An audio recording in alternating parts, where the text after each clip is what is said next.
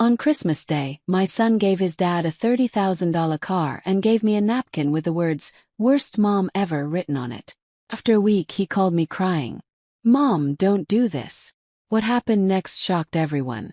I will tell you how it all started. First, let me thank you for watching Granny's Voice. Your support means everything to us. If you like our stories, please click subscribe. Tell us which city you're watching from in the comments. We love hearing from you. Today we want to say hello to Pauline Bryan from Canada. Thank you for watching our stories. Now let me tell you what really happened. For 20 years I thought being a good mom meant saying yes to everything. If my son wanted something, I found a way to get it. When he needed money, I gave it. When he made mistakes, I fixed them. I told myself this was love. My name is Sarah and I work as a school teacher. I raised my son Tommy mostly by myself after his dad left when Tommy was 8. His dad came back into his life when Tommy turned 15. Suddenly, I became the mean parent and Dad became the fun one. Tommy started calling his dad the cool parent, and me the rule maker. It hurt, but I kept trying. Every birthday, every school event, every time he needed help, I was there. His dad would show up with expensive gifts and big promises. Then he'd disappear for weeks. But somehow, I was always the bad guy. Tommy would roll his eyes when I asked about homework. He'd groan when I set rules about staying out late. But when Dad called, Tommy's whole face would light up. It felt like I was losing my own child. Christmas morning was always hard for me. Some years, Tommy spent it with his dad and forgot to call me. Other years, like this one, I got invited but felt like a stranger. The invitation came as a text message. Christmas dinner at Dad's house. 3 p.m. Bring dessert. No warm words, no excitement, just instructions. But I went anyway. I wore the red sweater Tommy used to say made me look like Santa's helper. He used to laugh at that joke. Now he barely looked at me. The house smelled like turkey and pine trees, but the air felt cold and uncomfortable. Tommy stood in the living room holding a small box with car keys inside. Everyone was already there. His dad's girlfriend Lisa, some neighbors, even Lisa's teenage daughter who got a warmer welcome than I did. "Dad," Tommy said, his voice full of excitement. "You've always been there for me when it mattered. You showed me how to be a man. So I wanted to give you something special." He handed the box to his father like it was made of gold. Everyone gasped when they saw the shiny black car keys inside. "It's a BMW," Tommy announced. "The one you always wanted. I saved up and bought it yesterday." The room exploded with cheers and hugs. Everyone was jumping up and celebrating. I sat quietly on the couch, holding my coffee cup with both hands because nobody offered to get me one. I forced myself to smile. This wasn't about money. I could have bought 10 of those cars. But it wasn't about the car. It was about what Tommy was really saying. He saw his dad as the hero and me as nothing. Then he turned to me for the first time all day. "Oh, I didn't forget about you, Mom," he said with a smirk. "Here." He tossed a crumpled napkin across the table like throwing away trash. I opened it slowly. Written in black marker were the words, "Worst mom ever." Everyone started laughing. I looked up, not sure if I should laugh or cry. His friends were giggling like it was the funniest joke they'd ever heard. His dad shook his head but said nothing. Lisa pretended to look at her phone. Tommy stood there with his arms crossed, looking proud of himself. I folded the napkin once, then twice, and put it in my pocket. "Very creative," I said quietly. "Thanks," he shrugged. "It's just a joke, Mom. Don't be so serious." But I wasn't laughing. I didn't say another word for the rest of the day. I watched him serve everyone else but forgot about me. I sat in that crowded room full of people who used to be my family. Now I felt invisible. That's when I realized something important. I wasn't being ignored anymore. I was being erased. On the drive home, I didn't turn on any music. I needed the quiet to think clearly. I thought about the apartment he lived in. The one he thought his dad was paying for. I thought about his college tuition that I paid every month. I thought about the credit card bills I covered when he overspent. He never knew I was behind all of it. I did everything quietly because I wanted him to feel proud of himself. I wanted him to think he was doing well on his own. But instead he used my kindness against me. As I pulled into my driveway, I took out the napkin and stared at those ugly words. Worst mom ever. Maybe that's how he really saw me. Maybe I had been too soft, too giving, too desperate for his love. I put the napkin on my kitchen table and stared at it for a long time. Not anymore, I whispered to myself. Something changed inside me that night. I wasn't going to beg for love anymore. Not from him. Not from anyone. I had given him everything, and he handed me an insult. The next morning I made some important phone calls. For 7 days my phone stayed silent. No calls, no texts, not even a simple "thank you for coming to dinner." The silence was loud. Louder than it had ever been before. This time I didn't try to fill the empty space with my own calls. I didn't send him worried messages asking if everything was okay. I had done that dance for too many years. I used to believe that if I just stayed patient long enough, if I just kept giving and helping and sacrificing, he would eventually appreciate me. But love without respect is just slow torture. And I was done being hurt. I spent that first day looking through old papers and documents I had stored away under his baby photos and school awards. I found the lease for his apartment. The one with his name on it but paid for through my bank account. His dad had talked about being the provider, but when it came time for the security deposit, I was the one who stepped in quietly. I also found the insurance papers for his car. Another gift his dad took credit for, but I was the one making the monthly payments. Tommy didn't know any of this. I made sure he wouldn't know.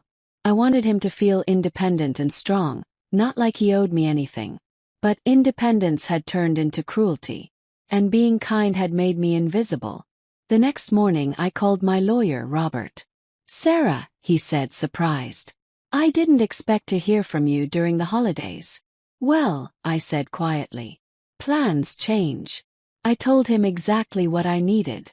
Stop paying for Tommy's apartment starting next month. Cancel the insurance on his car through my policy. Remove him from my credit card accounts that he used for emergencies.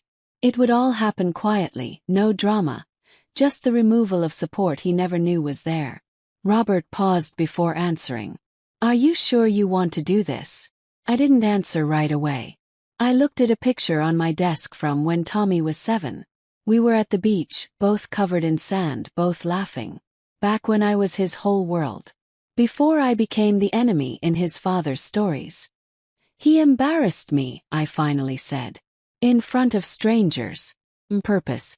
And it's not the first time. It's just the last time I'll allow it." Robert sighed. "I'll take care of it." After that call the days felt strange. Quiet mornings with tea and sad memories. Afternoons cleaning the house. Thinking about every Christmas dinner where I felt unwanted. I kept wondering if he would call. Maybe he would notice something was different. Maybe he would even say sorry. But nothing happened. Not until day 7. I was reading a book in my living room when my phone rang. Unknown number. I almost didn't answer, but something told me to pick up. "Mom." His voice was shaky and scared. I didn't say anything. "Mom, it's me. It's Tommy. Please don't do this." I could hear cars in the background, maybe the sound of him walking. He was crying, not fake crying like when he wanted something as a kid. This was real, deep crying. "I went to pay my rent today and my card got declined. The landlord said I have 3 days to pay or I'm out. And my car got towed because the insurance was cancelled." I still didn't say anything. "Mom, please. I know you did this. I know it was you. Just talk to me. Tell me how to fix this." That was the moment. Not Christmas, not the napkin, not even the laughter from his friends. That moment when he finally admitted what I had been all along. Not just a wallet or a backup plan, but the one who never gave up on him. I should have felt happy to be right, but I just felt empty. "What about your dad?" I asked calmly. "What did he say when you told him?" Tommy got quiet. He said it's not his problem. That I need to figure out my own life. I let out a long, tired breath. I told you, I said softly. That man shows up for the fun parts. I'm the one who's been there for everything else. I know, he whispered. I know I messed up. I was just trying to be funny. I didn't think about how it would hurt you. You never think, I said, sharper than I meant to. You never once asked how much I do for you. And now that you've lost everything, suddenly I'm mom again.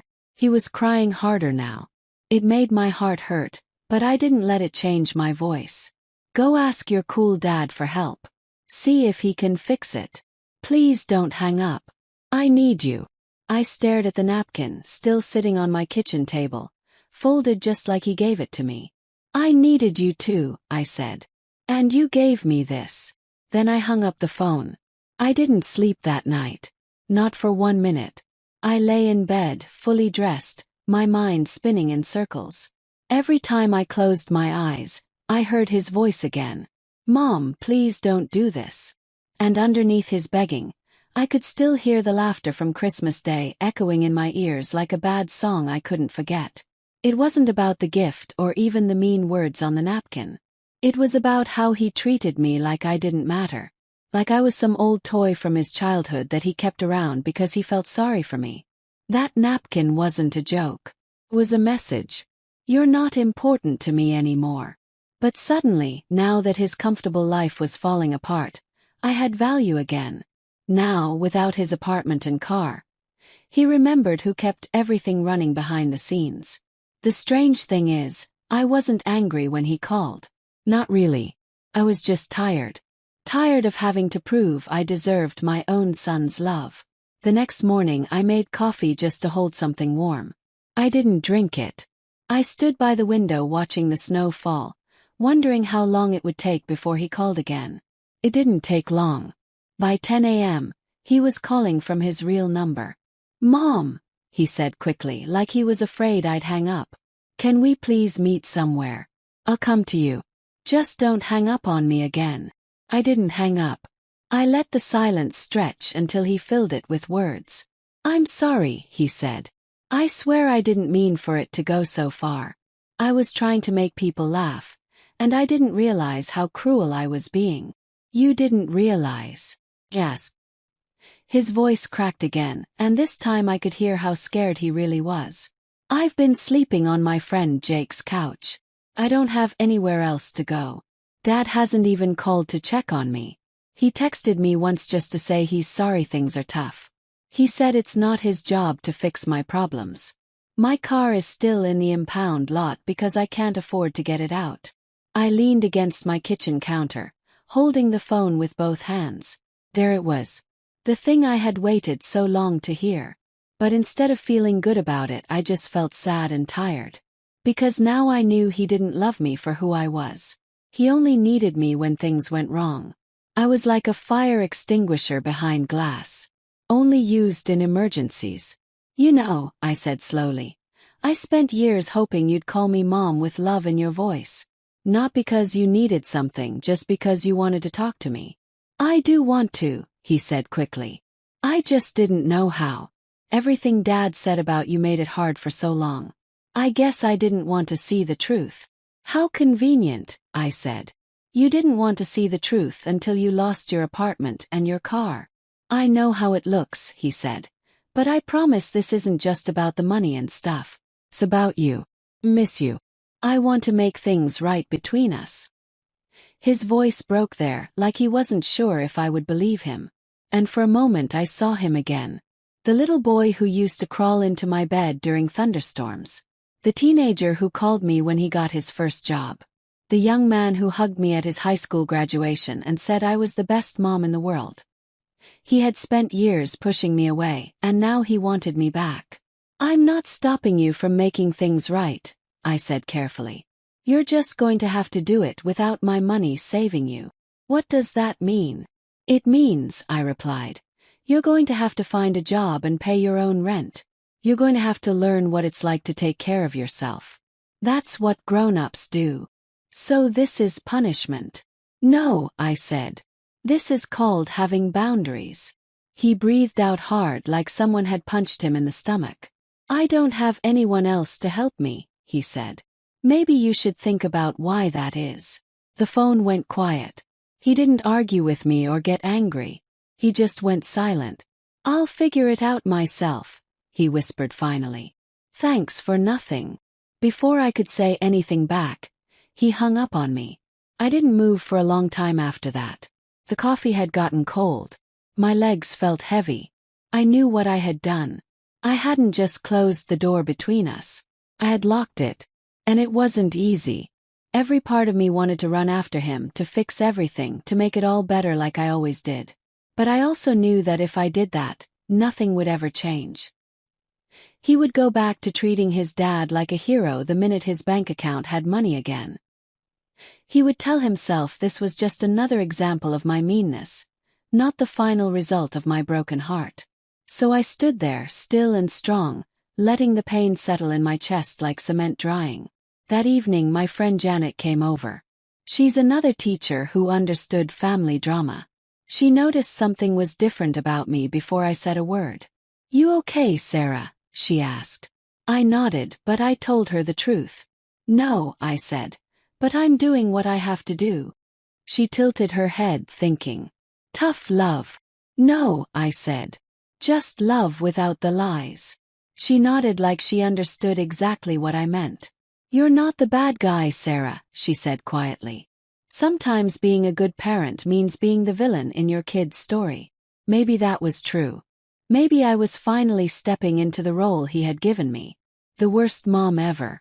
But if that's what it took to make him grow up, to finally see me as more than a piggy bank in an apron, then I could live with it. The first angry call didn't come from Tommy. Came from his dad, sharp and mean, right on schedule. I was washing dishes when the phone rang, and I don't know why I answered it. Maybe I wanted to hear what he would say. Maybe I needed to know he still had that same anger after all these years, even if it was always aimed at me. "What the hell did you do?" he snapped. No hello, no politeness. "Tommy's a mess. He's sleeping on friends' couches. He can't pay his rent. And he told me you canceled his car insurance." I took my time drying a plate. "It's not his apartment. It's mine legally. And that car insurance was through my policy. He didn't own anything. You're seriously going to hurt your own son because of a stupid joke?" I could hear the whine in his voice. The same bitter tone he used in every argument we ever had. "No," I said calmly. "I did it because he's been treating me like garbage for years, and I finally stopped allowing it. You're punishing him for being upset with you. That's rich. You were never there for the emotional stuff, Sarah. You just threw money at problems and expected it to buy love. I didn't raise my voice. I didn't need to. And you poisoned him against me every chance you got. You told him I was cold and uncaring. But guess who paid for his apartment when your credit was too bad? Guess who made sure he had food and transportation? I did it all quietly because I wanted him to feel strong and independent. I didn't want to compete with you. I just wanted him happy." There was a pause. Not silence, but the sound of someone trying to think of what to say next. "You always thought money solved everything," he said, but his voice was weaker now. "And you made sure he never saw what I really gave him." He hung up on me. Few hours later I started seeing posts on social media. Tommy's friends were sharing vague messages. "Some people who claim to love you are actually toxic." No names mentioned, but people in our small town knew what was happening. Within minutes, messages started coming to my phone. "Is everything okay with Tommy? Heard there's some family drama." Not my business, but that Christmas thing was pretty harsh. And then posts from his college friends started appearing. Girls I remembered helping when Tommy needed extra money for group trips. If my mom did this to me, I'd never speak to her again. Funny, I thought. Never speak to me. He barely spoke to me anyway unless he needed something. I didn't respond to any of it. I didn't defend myself or explain my side, but something inside me started to fray. Not guilt or regret, but a kind of exhaustion that comes when you realize you're fighting a battle nobody else understands. I had become the villain in a story I funded. And now everyone had front row seats to watch. That weekend my niece Emma came by. She's Tommy's age, smart, honest, and never afraid to speak her mind. She walked in carrying 2 cups of hot chocolate and a concerned look. He's really milking this drama, she said, settling into my recliner without being invited. Posted a video yesterday crying about being abandoned by a selfish parent. Had some sad music and everything. I didn't react, just sipped the hot chocolate. But you know what? Emma continued. Half the comments were calling him out. Someone posted screenshots from his old social media where he bragged about having 2 parents who spoiled him. People put the pieces together pretty fast. That surprised me. People actually defended me. Not everyone, Emma said, but enough to shake him up. He deleted the video this morning. He's falling apart, Aunt Sarah. But honestly, I don't blame you. What he did with that napkin was incredibly cruel. I stared at my fireplace, the same one where Tommy used to hang his Christmas stocking when he still wanted to spend holidays here. There was a knot in my chest I couldn't seem to untie. I didn't want to destroy his life, I said, mostly talking to myself. You didn't, Emma replied firmly. You just stopped paying for his fantasy. Later that evening, I went to a family barbecue at my sister's house. I had promised to come weeks ago and didn't want to cancel and give people more reasons to talk about me. But the minute I walked in, I felt it. Everyone watching me, waiting for the villain to say something dramatic. Sarah, my cousin Mike said, holding a beer. Mind if I ask what really happened with Tommy? Everyone's talking about it. I didn't want to do this. Not here. Not in front of kids and neighbors and people who barely knew the whole story. But it was already happening. He gave me a napkin, I said, looking around at all their faces. It said worst mom ever on it. Then he gave his dad a $30,000 car. That's what really happened. The backyard got quiet. Even the kids stopped playing. I let the silence sink in. Then I added, so I stopped paying for his life. Let him learn what the world looks like without the mom he claims to hate. Someone started clapping. One person, then another. My sister, surprisingly enough. You did what needed to be done, she said loud enough for everyone to hear. About time someone in this family stood up for themselves. Not everyone agreed. I could tell by their faces. But for the first time in years, I didn't feel crazy. I felt understood. On the drive home, I didn't cry or celebrate. I just felt the weight of everything that had happened. The years I tried to be perfect, the love I offered freely, the silence I endured when he chose his dad over me. Maybe I hadn't been a perfect mother, but I had never walked away. Just stayed, gave, hope. And now, finally, I had stopped begging for scraps of affection. By the following week, it was no longer just whispers among family or mutters among friends. Had become a show. Social media had a way of turning private pain into public entertainment, and Tommy played his part like he was acting in a movie. He posted a series of childhood photos, ones I hadn't seen in years, with a long story that made him sound like the forgotten, emotionally starved son of a cold, heartless woman. He didn't use my name directly, but it didn't take much detective work to figure out who he was talking about. He talked about how money doesn't make a mother, how he had been thrown away for speaking his truth, and how he was starting over from nothing after a lifetime of walking on eggshells around me. It was manipulative, dishonest, and perfectly written. Within hours, the post had thousands of likes and hundreds of comments. Strangers offering sympathy, old classmates tagging each other in shock, and even some online influencers sharing it with captions like, "Healing means cutting toxic people out, even family." I sat at my kitchen table watching the numbers go up. My name wasn't mentioned, but in our little town, I had become the cautionary tale of the week. I didn't respond. Not yet. But then came the part that really hurt me. Not the post itself, but the phone call from my principal the next morning. "Sarah," she said carefully, "we have a situation." One of our substitute teachers shared Tommy's post on her story. The school board saw it. It's making rounds through the staff. That crossed the line. My private humiliation was now bleeding into my professional world, the place I had built my reputation through 20 years of dedicated teaching. I'll handle it, I said firmly. And I did. I sent an email to all staff about professionalism, social media boundaries, and keeping personal matters private. I never mentioned Tommy by name, but everyone understood. I didn't think it could get worse until I ran into his dad at the grocery store that Saturday. I almost didn't recognize him at first. He looked older, more tired. But the moment he saw me, his face got hard and he walked straight toward me. "Sarah," he said with a fake smile. "Funny seeing you here. Thought you'd be hiding at home." I put a bag of apples in my cart and looked at him calmly. "Not hiding. Just buying groceries." He laughed, but it wasn't a happy sound. "You really messed up Tommy's life," he said. "He's staying with different friends every few days. Says he's never seen you act this cold." "And you?" "Yes. Where are you staying?" That caught him off guard. His fake smile disappeared.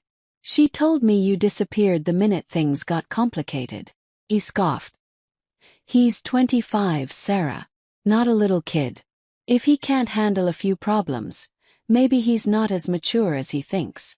I studied him for a moment, seeing through the smooth talk and practiced charm that had convinced my son he was the better parent. But there it was, his true self. Cold, distant, gone the second the emotional bill came due. "Funny," I said. "You were quick to call me a selfish mother, but you bailed faster than anyone when he actually needed help." "I'm not his mother," he said. "No," I agreed. "But you let him call you the good parent. You encouraged it. You bought his loyalty with promises you couldn't keep. You wanted the title without the responsibility." His face turned red. "You're just bitter because he chose me." "No," I said calmly. "I'm just done pretending you're actually a parent." We stood there, two people in the middle of the produce section. The truth of our 20-year triangle finally exposed for what it was. Not love, not family, just a performance. He turned without another word, pushing his cart away like he hadn't just been completely exposed. Later that evening I got a voicemail from Tommy. He didn't call directly, just left his words on my answering machine like throwing a message in a bottle into the ocean. "I saw that your work got involved. I didn't mean for it to blow up like that. I just needed people to understand my side. I didn't think it would affect your job. I just felt so alone and I wanted people to see what I was going through. I'm sorry if I crossed a line." No apology for the napkin, no request to come home, just a small piece of regret. And it stirred something strange in me. Not forgiveness, but a kind of sadness for what we used to be. That night, I sat at my kitchen table and stared at a blank piece of paper. I didn't write anything down. I just let the weight of everything settle over me. The betrayal, the public shaming, the cold reality that no matter how much I loved him, he would always choose the version of our story that made him feel better. My phone buzzed with a text from my sister.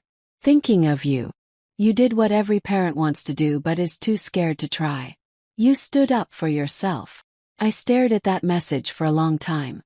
Maybe I wasn't the monster he painted me as.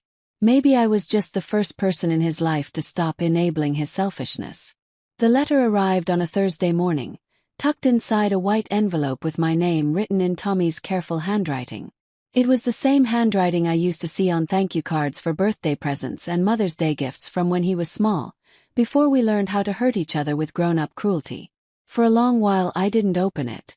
I placed it on my coffee table next to my morning newspaper, touched it once or twice like it might sting me, then walked away. I wasn't afraid of what was inside. I was afraid of what it might make me feel. 3 days passed before I finally tore it open. "Mom, I don't expect you to forgive me. I don't even know if I deserve to ask you to. I'm writing this because staying silent feels worse than facing your anger. And because for the first time in my adult life, I'm starting to understand how much you actually did for me and how little I ever appreciated it. I was angry for a long time. Not just at you but at everything.